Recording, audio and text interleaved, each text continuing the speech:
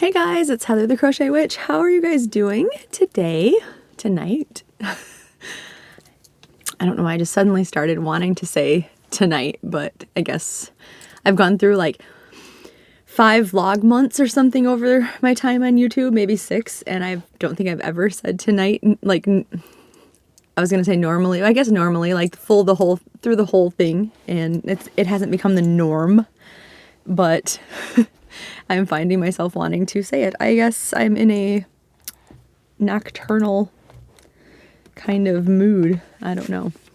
But it's nighttime for me anyway, so. Hi, welcome to day 5 of Vlogtober. I didn't get a lot of actual like filming done or any really outside of, actually not outside of, I didn't get any outside filming done besides this, I guess I was trying to say. My words are like not coming tonight because I worked all night. And I know a few more people have asked like what I do besides like crafty YouTubey things, but my job just does not want me to, like, they don't want me to talk about them on Facebook. If I list them as my job, they don't, because then obviously they don't want me to say stuff like I hate my job or something stupid happened at my job. Like they don't like it at all. So I don't even list it like on my social medias anywhere. I just list it as I have like the High Priestess of Fozzie as my job. Like I can't, unfortunately, and it's not even that great of a job. It's just the particular people that I work for don't want me to disclose, I guess. Probably because they think we'll all like hate it and say something bad and negative about it, and they don't want people to know it's them. I don't know. But yeah. Sorry. Trust me, if you found out, and those friends of mine that watched, they all know it's nothing interesting, I promise. Outside of, well, even here, I never think I'm very interesting. I thank all of you who think that I am, but trust me, this is not I'm not an interesting person, work-wise especially. So anyway, but I was at work tonight, and that was the moral of the story, and I couldn't do any really kind of filming or anything, so. But I do have good stuff. I'm going to try to keep the video down because last night's was a crazy long. I decided last night for my creepy story to cover Ed Gein, and for those of you who watched, you may already know, but I just like, I felt very passionate, very drawn to explaining everything, and I know I still didn't do like a good job. There was a lot more that I wanted to say, but I just couldn't make myself be like, yep, he inspired this movie, yeah, so he killed a couple people, and he wasn't well, just so you guys know, and here's what happened to him, and then, you know, he died. So I just, if I'm gonna do it, I wanted to do it well, or at least well enough for a vlog video instead of like a proper podcast about it. But it didn't feel right not covering it more. I did choose something I think that's at least a little less, with a little less things to talk about tonight. It's more mysterious maybe. But, so I'm going to try to keep it shorter, but I do have things to show you, including this lovely package that actually got a little bit beat up, but that's okay. It's not that beat up. That I got today from the United Kingdom. I got it, and I knew exactly what it was going to be. So excited. I did open it up, make sure everything was there, and all that good stuff. Inside of it, it comes in this beautiful purple, with this beautiful purple paper. And I obviously the arrangement wasn't this nice, being knocked around and everything, but I did make sure all of my numbers were there. But this is my advent calendar to start. I believe we're starting on the 19th, if I counted back correctly on my calendar. It's the 13 days of Halloween, and we are starting with 1 and going all the way up to 13. let me see. I don't remember if it just has their name of the person sending it or if it has, it's called the Tudor Rose Craft Studio. TUDOR, Rose Craft Studio. And they are on Etsy. I will try to remember to put a link in the description box for them because they have a lot of hand-dyed things. They have, she's got some project bags. She's got a lot of hand-dyed yarns. She's got, when I say hand-dyed things, it's because she's got, different clubs. Like I know a lot of people are into Outlander. She's got, I'm guessing a monthly Outlander yarn because I saw, like when I looked tonight, it said like October's Outlander yarn. She's got several of like October's whatever yarn. So different themes. She had, for this year's yarn advent calendar, she had Stranger Things themes, which is what I got. She had a Beetlejuice one, I believe. She had a Lord of the Rings one. That's weird because this month's movie marquee was Lord of the Rings. She had, I can't remember, and they're all sold out now because I actually had to go back and look at it because I might be thinking of the Christmas one. My Christmas advent calendar is purchased from her also, but obviously it's not here yet. And maybe I'm thinking of that one, but I could have sworn the Etsy listing said that this one had a project bag included with it. And it's not here, but I could be very wrong too. I could be very wrong. So that being said, that's okay. Because the listing, I went to click the listing and it didn't even say, like a lot of times Etsy listings will be like no longer available. Did you want to see the actual listing or whatever?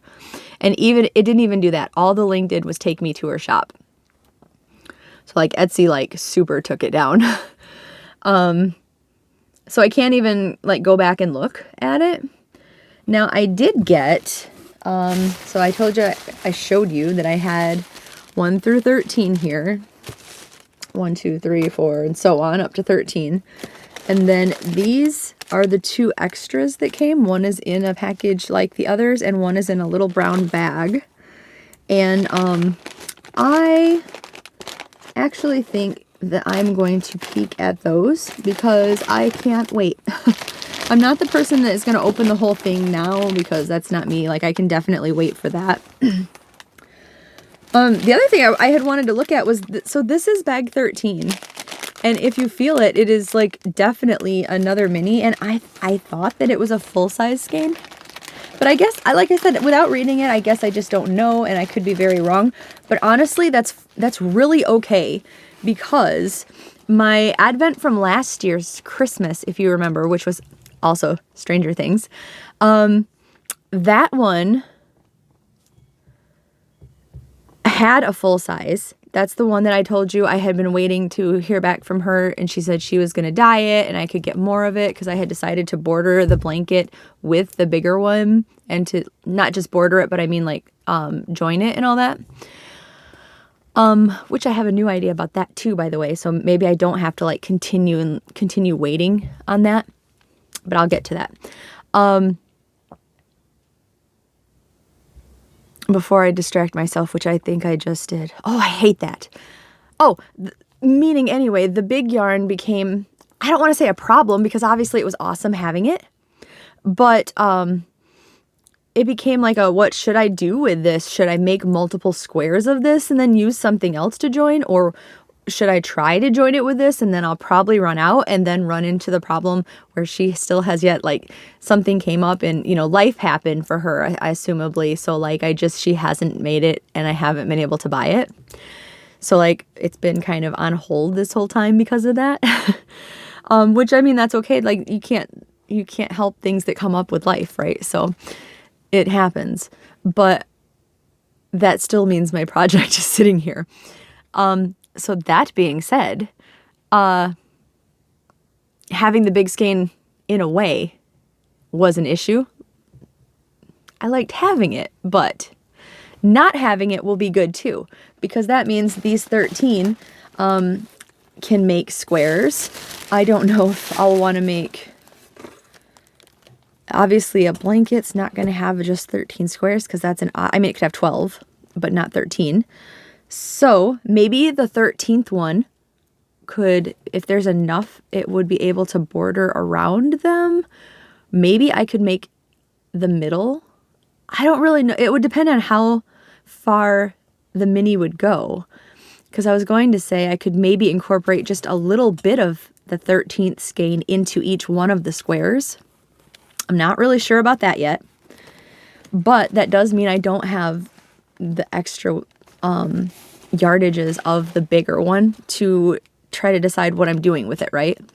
And that being said, this could be joined by, say, my Eddie yarn that I got from Madeline Tosh, or the one of the two strain, depending on the color palette, maybe one of the two yarns that I'm getting from her, from Madeline Tosh, that is also Stranger Things themed. Or there's other Stranger Things themed yarns that I want to get in the future, also from Madeline Tosh, or from some Etsy sellers. So I could just use one of those to connect them, because, you know, I'm going to use my continuous join because I really want to, and or border it. Also, I figured out how to do, it's still the continuous join, but I figured out how to just join as you go with the squares. So there's really not a border in between it. They're just the squares themselves are connected like that, like my hexagon blanket was for my movie marquee for Dude, Where's My Car? So I can do that with squares too. Obviously, if you can do it with hexagons, you can do it with squares. So maybe I'll do that and not even have one in between, and then I can just use a yarn for the border. That's a thought too, right? So there's some options, right? There's options. Depending on how big the square is that each mini makes, I might even be able to combine it with last year's. I don't know yet. I don't know yet. But anyway, back to the fact that I'm opening these up. We're going to start with the extra that is in the same bags. And it feels like, and it is, it's these 3 little stitch markers. I'll show them to you better, but each one is basically constructed the same. They're these really pretty, like pearlescent looking pearls. They have like a shine on them aside from just the shine of the pearl. Here is a pink one, and they have little lobster claw clasps, I believe. Here's a dark, like a dark teal one. And then here is like a grayish one. They're just simple ones, but they're pretty. So I got those. And I'm going to keep them with it because I could use it with the yarn, I suppose. And then the other one came in just this brown bag. We're brown bagging it. Not sure what this is. Is it scented? I don't think it's scented. It's a little ghosty candle. Look at his little happy face. Isn't he cute? I love him, and he's just a little glooper, like glooper guy. Gloop. He's so cute. He's so cute. I think he needs to go back here somewhere. Want to hang out with my Demogorgon? I don't know if you guys can, you can kind of see him. Right there. He's so cute. I love him. So that was what my other extra was, and the rest will just have to wait for another week and some change. But until then, I showed you guys these last night. This side just has the bride on it, which love. I thought they were 2 different bags when I saw them hanging up like this and like this. But I got these toy capsule collectibles. It says it's the 3rd edition of Universal Monsters. They have 5 or 6 different themes. I'm thinking I am going to pick up a Gremlins one, and I might pick up the Halloween one also. Those would get us all the way through the month with a few extras to open up on Halloween. So maybe I'll do that. But we'll see. We'll see what the rest of this bag is like. Maybe I'll want to get another one of these. I don't know. But I figured opening one a day would be fun. So we are. They're just these little, like, basically if you went into the, like, the machines that used to cost like $0.25 or whatever, and now they're like 50 cents or inflation, man. But they're like a really light purple at the top, these are, and the other ones are different colored. Like I know the Gremlins one was, I think, red and something, maybe red and white. They're like Pokeballs. And black. And then you just open them up. The first day that we had it, I got this little Frankenstein keychain because it's just like getting them out of like a little machine, basically. And then there was this little magnet last night that was the old mummy. So I love both of these. So let's see what we get. Let's see if I can open it. There we go. I think it's a sticker. It's a sticker. It's a Wolfman sticker, and he's howling at the moon. Focus on him. There we go. Isn't that cool? It's very, very cool. It's a very, very pink, very 80s looking, in my opinion, sticker. I love that. I will be sticking it on something soon. But so we got a Wolfman sticker. I love it so much. So we have that. And then, moving along, so we're 16 minutes already. Because you know this is going to be where the long-winded portion goes. If you're just hanging out, just checking me out, and you're not going to want to stick around for the next part, then thank you for what you have stuck around for. Like I said, I appreciate it. And we are so close to hitting 3,000. We're less than 80 people away. So I just wanted to say thank you. And if you haven't, maybe consider subscribing. I think that you'll find that we're a pretty cool bunch, and we're like a big group of friends and family here. So hang out and join us, and it'll be fun.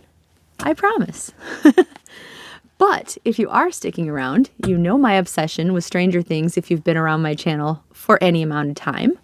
So in this lovely sticker-filled, sticker-bejeweled, sticker-encrusted, I don't know, notebook that was made and given to me, that was decorated and given to me. It's like a composite notebook.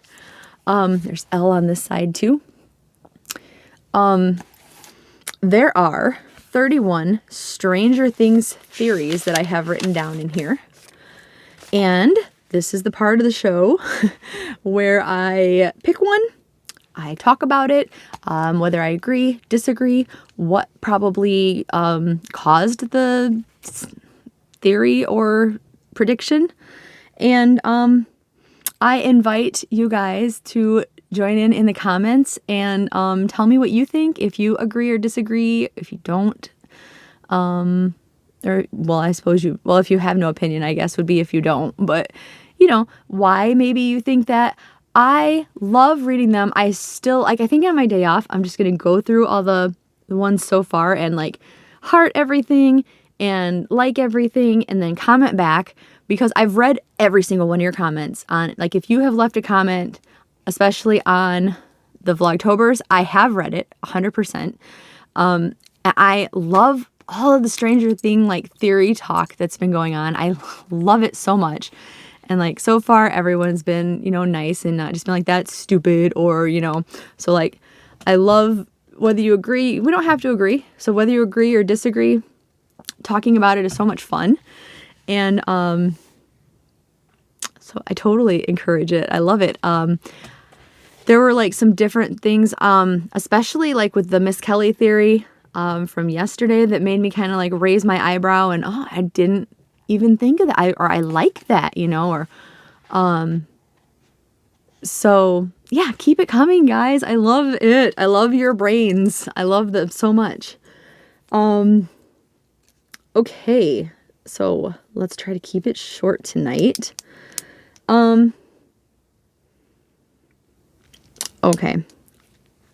I am going to do this one. I kind of only added this one in because it's a theory that's super out there. I don't understand it. I'm going to say that now. Like, I don't get the basis of where. Maybe I should look into it better.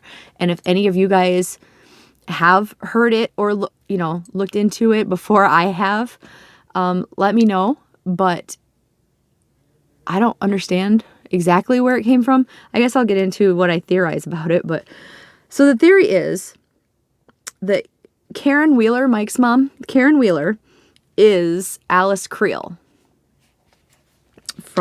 You will know her from season 4, from the Creel family, which would be Henry's sister, aka the little girl that runs into the house, aka Victor Creel's daughter.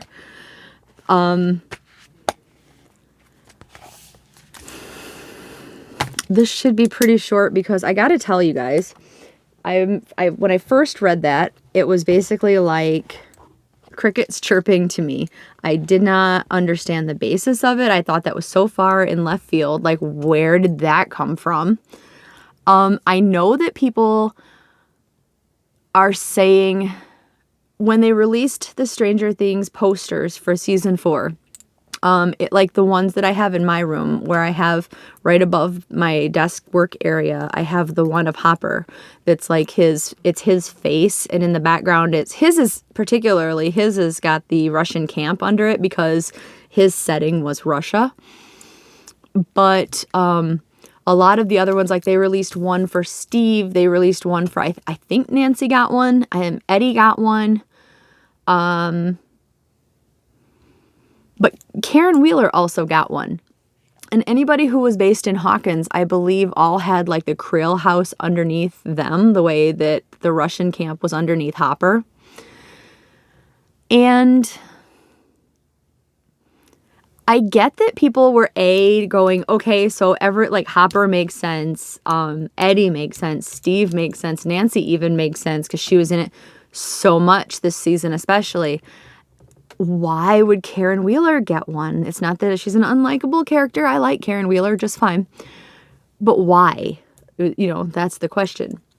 And then people looked at that poster, saw the Creel house, which was under everyone, I think, from Hawkins. I'm pretty sure. I guess I can double check that, but pretty sure it was, because that was just kind of the skyline setting there, as opposed to, like I said, the camp imprisonment thing for Hopper. But so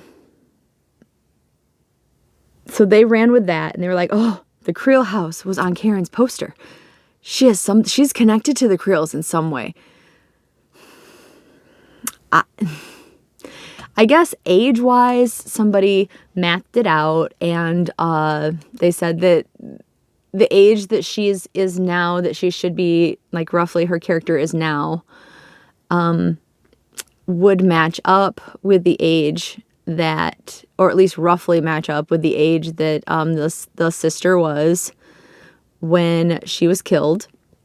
And I suppose the argument can be made that when, like, they talked to, people are saying, like I would even say, they talked to Victor, and Victor said that she was killed. That, Victor didn't know Henry did it, but, if he had, he would have said Henry, but whoever it was, he blamed. He said, I think he even said a demon, but he said they killed her, or, she died. But he said his children died, that they both died. So Victor was under the impression, Victor, remember, is the father who was in the mental institution that Robin went to go see with Nancy. So he was already kind of out of it, delusional, missing facts, was never informed that Henry did not, in fact, die. He lived. All Henry did, Henry admitted that killing his sister and his mother and almost killing his dad drained his powers, and I guess that's probably how his dad lived. Like, he escaped death because of that, and he had fainted. So, by Henry's account and by Victor's account, even though Victor's was a little shaky, Alice died. So how would she be Karen Wheeler? I don't fully understand this one. Like I said, it was like one person's theory on the videos that I used to watch, and then I saw it in multiple places. Either that or the same person put out multiple videos, which I suppose that's possible, but... And I would say, I guess, if Vecna could bring back people the way that Elle can. Because I think that if Vecna didn't already, for the record, I think that if Vecna didn't already have Max's mind captive, that Elle would have just fully brought Max back. I think that Max is only, like, can't be found when Elle was looking for her in her mind afterwards, like at the hospital. I think she can't be found because part of her was already taken. And I think Elle wasn't prepared for that, maybe wasn't strong enough to notice it or to do anything about it. And that's the reason why her whole self wasn't back with her body being brought back to life.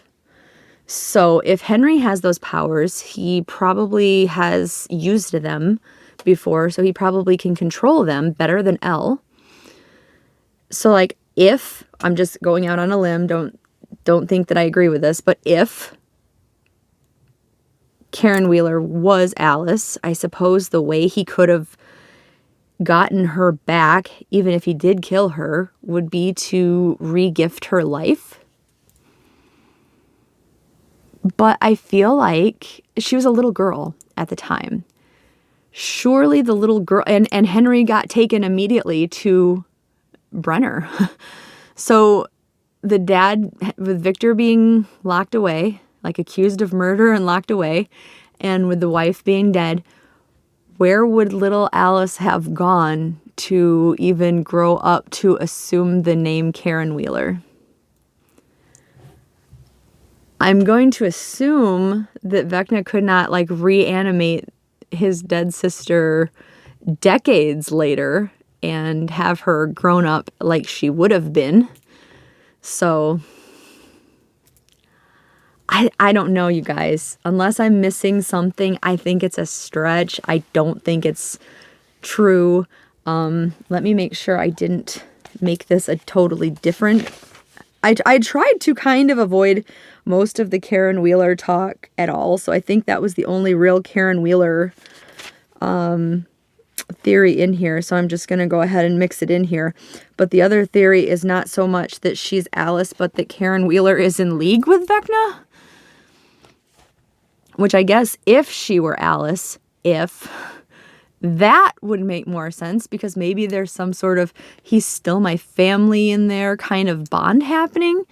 But other than that, I think the Karen Wheeler being in league with Vecna thing is so far off base that, like, I think it's even further off base than her being Alice personally. Like, if you guys think differently, consider me that guy with the sign, like, change my mind. But discuss, please. But I don't know. I think that's pretty much all I have to say on that one, you guys. Like, tell me if I missed something. Tell me if you think something's different. But like I said, I love you guys' brains, so maybe you know something I don't, or you've thought of something I don't, or if she's not Alice, how would you see her being in league with Vecna? Other than him, like, just utterly brainwashing her. Anyway, I think I'm done with that one. So the very last thing that I have is a series of creepy stories. Some of them are my own experiences, like ghost stories. I wanted all of them to be ghost stories, but I haven't found as many of other people's ghost stories as I had wanted. Maybe I haven't delved deep enough, and maybe on my day off I can look a little further. But so I've added just like creepy things into, like, the first day that I did it, which was actually the second day of Vlogtober. What did we talk about that day? We talked about What did we talk about the second day?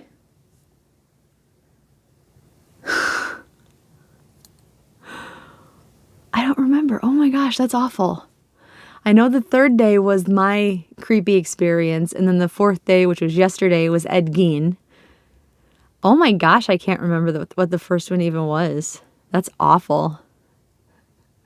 I'll remember it as soon as I'm off camera, though. So today, I thought I would also talk about, like, some creepy, like, mythological creatures in here, too. Like, the one today is like one specific, not a monster, but a specific, well, I guess she's a monster too, but it's a specific person. And it's, okay, I may be pronouncing this very wrong because I've pronounced it one way my whole life. I've never seen, don't come for me, I've never seen John Wick. And David told me he pronounces it differently because in John Wick they say it differently. And then I popped it into Google Translate just to kind of clarify. And depending on which language you have it on, they say it differently. So, like, obviously with the accents, but I mean, the A's are pronounced differently, which is the only discrepancy between the way I say it and the way David says it. So I'm going to say it the way I have always said it, which is I'm going to talk about Babiaga. He says Babiaga. I don't know which one's right, whichever one you prefer. Hopefully my pronunciation doesn't annoy you if you say Yaga. But, so the way that Baba Yaga was presented to me when I was a kid was basically that she was an old witch. I was told she was the first witch, which I guess could be true. But she was an old witch who lived in the forest and hunted children. And she was meant to scare people. Like, she was basically like a boogeyman, right? So she's a Slavic folklore character who may or may not be real. But the notes that I took about her was some folklore says that she's a single supernatural being, and then some folklore implies that she's one of three sisters, all of them named Baba Yaga. So she's kind of like, in an odd way, the three stages, and in some stories she is like the three stages, like the maiden, the mother, the crone, or like if you get into like different religions, like the goddess Hecate with the three different versions of her or sides of her or whatever. So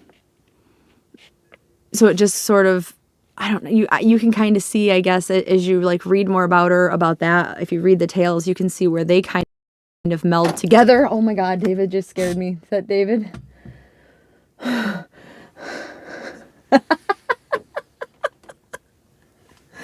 Hi.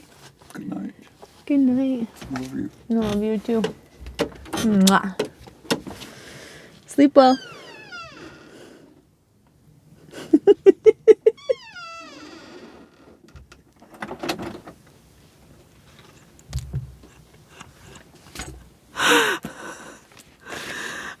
See, we're at 33 minutes, so I'm gonna stop it for a second. Okay, sorry about that. I'm always afraid my audio is gonna jump over at 33 and be out of sync, so if I notice the time, I always try to stop it and just join the video. But he scared me so bad, you guys. Where was I? So another interesting thing too, about her that I forgot to write down, so I kind of skipped over it, is like the origin of the name Baba Yaga is, there's some discrepancy, I guess. Like, they theorized that the first name, like if you break it into the two, Baba, could be from the Slavic name, which in modern Russian, they think that it could be from, oh, I knew this before I came in here, that's why I didn't write it down. The Russian word for grandmother. Or it could be the Polish word for grandmother, which is babcia. And again, I will probably mispronounce, but my Polish neighbors said babcia. But really, whether we said anything right or wrong, I think they just agreed as long as they could understand basically what we were trying to say when they were teaching us stuff. But yeah, babushka, right, was the Russian one. Right? That's Russian for grandma. Babushka. And then babcia. So they figured it's from one of the two or a combination of something like that. And both terms mean grandmother, older woman. And but when it comes to Yaga or Yaga, there's basically no word that they can find that matches with it in any language, unless Babiaga is so old that she dates to a time where there's a language that is no longer in existence, I suppose, which that in itself kind of creeps me out. I don't know why. Like, I mean, it's interesting and it's like, oh, but at the same time, it's like, ooh, that means she'd be really old. Like, we know names of things from like Mesopotamia and stuff, right? So like how old of a creature or being would Baba Yaga be, you know? Just like that's where, like when the movies talk about it's so ancient it lives only in the shadows and stuff, like that would be Baba Yaga. And like that envisionment is like, oh. Anyway, little tangent there. But like, and I mean, they've compared words in what I was reading to like, they've looked in like Slavic languages, the old and the new. They've looked in like Norse even, like all the way there. They've looked in Old English. They've looked in, I can't remember, but a lot, right? A lot of different ones. And they have come up with, the closest things they've come up with were fear, and like the words mean fear, chill. I think stranger was one of them.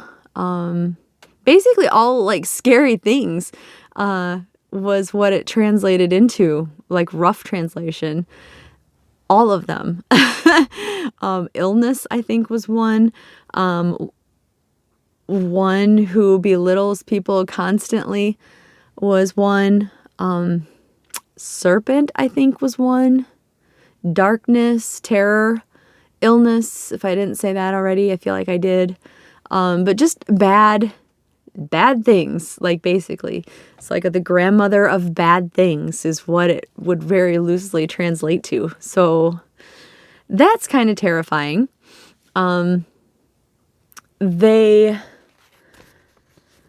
first time, no, wait, sorry, I skipped. She's depicted as living in the forest in a hut, usually described as standing on chicken legs. And yes, in case you're wondering, those chicken legs are active. The hut does tend to pick up and move. If you Google Baba Yaga's house, you can see like a ton of different pictures of this creepy, like I could imagine just coming up to this house in the woods and it just rising up, and oh my gosh, that alone is creepy. She may help or hinder those who go searching for her for help. She's kind of depicted in a lot of things, a lot of ways, as like almost like a trickster, like somebody who like, I'll help you, but you might not get the help you think you're getting, or I might end up with your soul, and you know, while you end up with this, or you might get what you want for a month, but then it's mine, or, you know, just little trickstery things seems to be her MO. She was her first clearly defined reference to her appeared in 1755 in a Russian grammar book. It mentioned her twice amongst other Slavic traditions and myths. So like talking, you know, like if it was in America, she'd be amongst talking about like Santa Claus, the Easter Bunny, I'm sure, things like that. And then Baba Yaga. And once she was listed, her name appeared within a section that lists Slavic gods and beings and pairs them in another column with their Roman equivalents. But Baba Yaga is in a third category of her own, suggesting that it shows her own uniqueness. Like, it suggests that she doesn't have an equal in other religions and a place in other religions. She is her own thing. Maybe she's so terrible that no other religion made up an equivalent or something. I don't know, but that thought's kind of scary too. She also appeared in 18th century drawings that were basically the equivalent of political cartoons.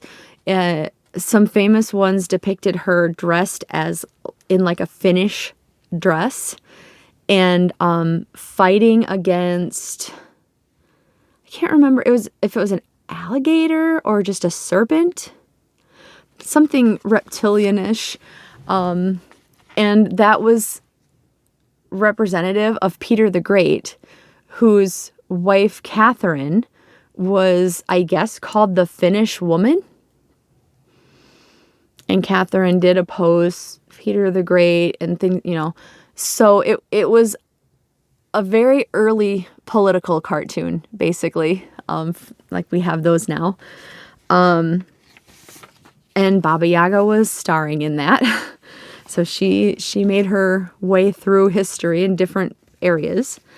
In more modern day stuff, she did appear in Hellboy, which in my opinion was one of her scariest depictions, and comes pretty close to how like I was taught when I was a kid, like who she is, because she was definitely like somebody who was no stranger to lying to you, to trick you, and to get what she wanted. She was a manipulator. She was terrifying. In the movie, I think there was something to do with like she lost her eyes or something. Ugh. And she was always depicted, I think, as like a giant woman. Some of the descriptions of her in like the old Slavic books would be whenever she's in her house, she's stretched across this giant stove with her nose to the ceiling. So she's quite big. And like speaking of her nose, there was also in these old like texts and stuff, one of the things about her was that she could smell the Russian on you. I don't know if that was a good or a bad thing to her, or if it was good or bad to be Russian around her, but she could, apparently. She also appears, like I said, in John Wick. He's actually called Baba Yaga by his enemies, and the name is basically interchangeable with the boogeyman. Also, accurate depiction of her. She is often referred to in stories of her as, like, she's depicted as kind of like a fairy godmother, but a sinister one. Because like I said, she's very like, yes, I'll give you this, but like you have to give me something terrible in return, or do something terrible for me, or I'll give you this, but in a month it's going to be mine, or just something awful comes with it a lot of the times, if you do end up with what you want. She is also, though, often depicted as a mother of the forest, often protecting and caring for the forest creatures. So she kind of, like, living in a hut all on her own, out in the woods, caring for creatures, not liking humanity. I mean, that describes a lot of us sometimes. She's very relatable in a way. But that does just sort of put me in the mindset of like the medieval back in the day, even though, yes, they obviously had witches and called people witches, and there was definitely a punishment for being witches. They also had, I believe, especially in like England and stuff, they had kind of like folk medicine and folk magic where there was healers and herbal healers and things that were essentially witches also, like more of a druidic twist to their witchery. And they were, I don't know about during the like witch trial times and burnings of the witches in Europe and stuff times, but they were generally historically way more accepted than just somebody being a witch. Maybe because they helped people. They were like the good witch to the regular witches being bad. But yeah, but anyway, so Babiaga did care for the animals of the forest and help them out and, you know, protect them, heal them when they were sick. One legend about her says that she was created by the devil himself when he boiled 12 nasty, evil women together and drew their essence into his mouth, and this is kind of gross, but spit back into the pot, and from the water rose Babiaga. So she's a very evil, she's 12 times the evil as 12 of the world's most evil women. She's said to kidnap and eat children, going out during the daylight hours to hunt for them. I mean, that was all my notes. Just, she is kind of a creepy, folklorish. I mean, is she out there living in the depths of the forest in the darkness, waiting for you to eat people or to eat children? Like, I don't know. Maybe there's merit to that. It certainly scared me as a kid. Yeah, and then, like I said, as the older that I get, the more I find it relatable to want to just be a forest witch and living away from people. Who am I kidding? I'm way too much of a city girl to, like, I like my city water and sewers, and I mean, I don't like going in sewers, but, you know, having sewers instead of outhouses or whatever you would have out in a hut in the woods. Now I'm just being ridiculous. But have you guys heard before of Baba Yaga or Baba Yaga, however you would pronounce it? Just curious. And have you heard anything different than that? There was a couple different tales that I had read about her that were like, especially one that was about the, when I said that there, sometimes she was depicted as 3 women. They were all called Baba Yaga, but there was like a prince or a merchant boy or a guy, was wandering through the forest, and I don't know if he was lost. We'll say he was lost, and he wanted to search for Baba Yaga to find his way home. And so he wanders through the forest. He comes up to to a hut. He finds, you know, the creepy hut and knocks on the door, and he finds the first Baba Yaga. And she asks him if he's come to her by choice or because he's compelled to. And he says both. Because of curiosity, he was compelled to, but he chose to come.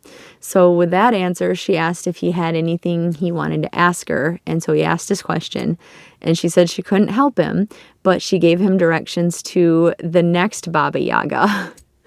So he thanked her, went on his way, searched through the forest, like got even deeper into the forest, and found this hut.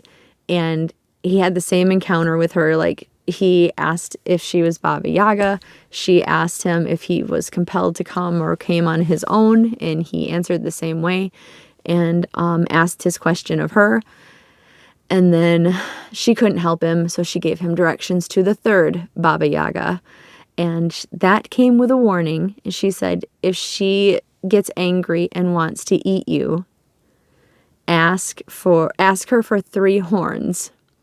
Blow the first one softly, the second one more loudly, and the third one very loudly, and you shall escape her.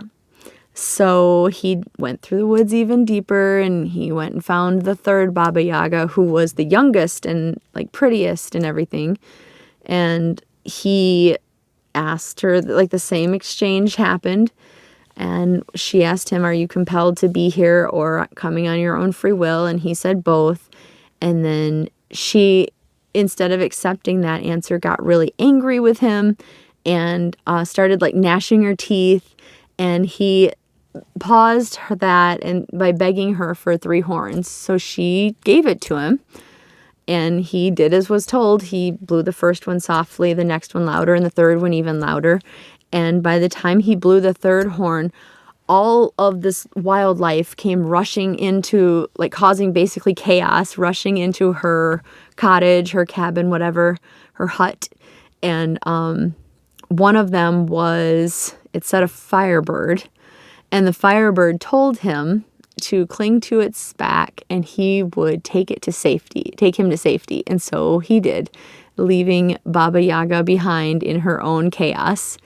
And he escaped to freedom. I'm not entirely sure what the moral of that story is, but that was one depicting all 3 as Baba Yaga anyway, which is why it was told.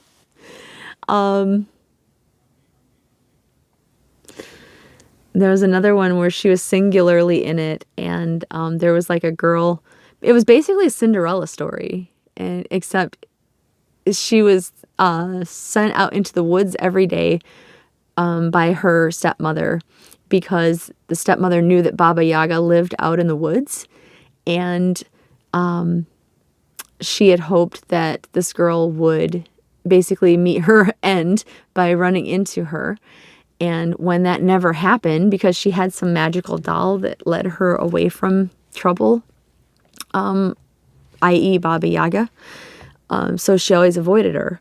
Well, when she still kept coming back, the stepmother basically sent her directly to Baba Yaga and asked for fire from her.